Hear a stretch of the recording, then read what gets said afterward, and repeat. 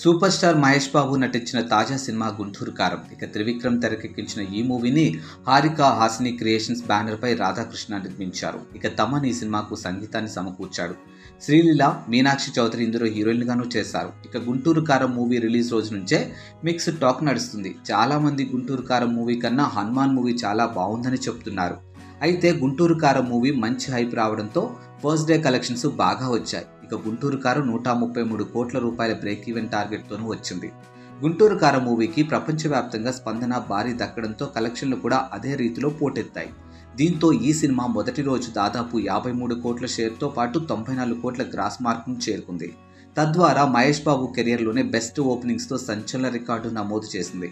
ఇక గుంటూరు కారం మూవీ తెలుగు రాష్ట్రాల్లో అత్యధిక థియేటర్లో విడుదలైంది. ముఖ్యంగా నైజాం ఏరియాలో ఈ మూవీ ఎంతో గ్రాండ్గా రిలీజ్ అయింది. అంతేకాదు హైదరాబాద్లో ఈ చిత్రానికి స్పెషల్ షోలతో పాటు గ్రాండ్గా రిలీజ్ చేశారు. అడ్డాగా పేరొందిన ఆర్టీసీ క్రాస్ రోడ్లో గుంటూరు కారం మూవీ టాప్ ప్లేస్కు చేరుకోగా త్రిబుల్ ఆర్ 75.85 లక్షలతో రెండో స్థానానికి పడిపోయింది. అలాగే ప్రభాస్ ఆదిపురుష్ మూవీ 57 లక్షలతో నాలుగో స్థానంలో, సర్కారు వారి పాట 54.23 లక్షలతో ఐదో స్థానంలోనూ నిలిచాయి.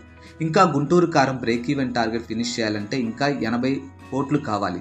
మరి ఎన్ని రోజుల్లో ఫినిష్ చేస్తుందో వెయిట్ చేసి చూద్దాం. అండ్ ఈ మూవీ చూసి ఉంటే మీకు ఎలా అనిపించిందో కింద కామెంట్ రూపంలో నాకు తెలియచేయండి. At the same time first time మన ఛానల్ ఎవరైనా చూస్తున్నట్టయితే వెంటనే సబ్స్క్రైబ్ చేసుకోండి.